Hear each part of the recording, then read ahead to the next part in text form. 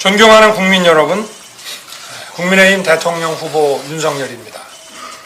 제가 대통령이 되면 기존의 청와대는 사라질 것입니다. 조직 구조도 일하는 방식도 전혀 다른 새로운 개념의 대통령실이 생겨날 것입니다.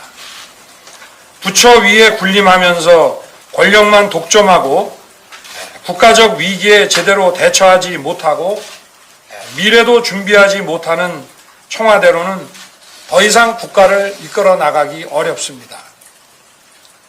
국정의 최고 컨트롤 타워인 대통령실은 대한민국 최고의 공무원들과 최고의 민간 인재들이 하나로 뒤섞여 일하는 곳으로 확 바뀔 것입니다.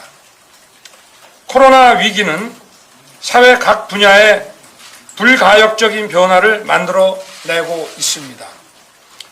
이를 선진국으로 도약할 기회로 만들어 가야 하는데 공무원 신분을 가진 분들끼리만 모여서는 문제 해결과 대안을 만들어 가는데 한계가 있습니다. 민간에 있는 최고의 인재들, 최고의 지성들, 해외 교포도 가리지 않고 모두 모아 국정 운영에 참여시키겠습니다.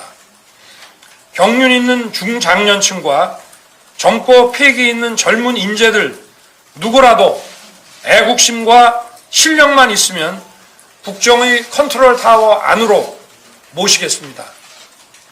제가 구상하는 대통령실은 정형화된 참모와 분야별 민간합동위원회가 결합된 형태로 운영될 것입니다. 국가적 주요 현안과 미래 전략 수립에 집중할 것입니다.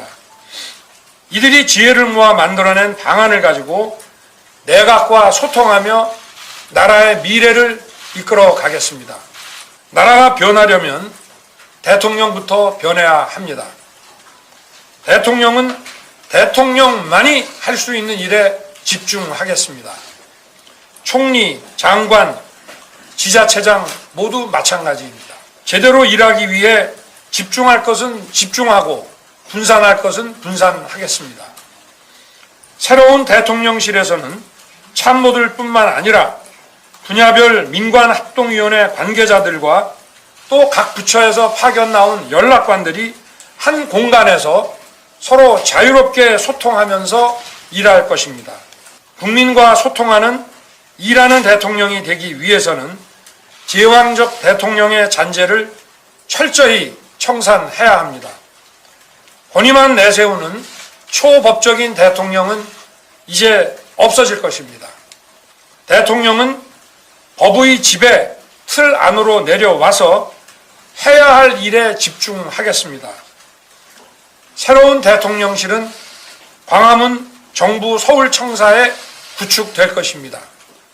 기존의 청와대 부지는 국민께 돌려드릴 것입니다. 국민은 늘 대통령을 만날 수 있을 것입니다. 대통령도 늘 국민과 소통하며 일할 것입니다. 다음 정부는 임기 첫날부터 새로운 공간에서 새로운 방식으로 국정을 시작할 것입니다. 감사합니다.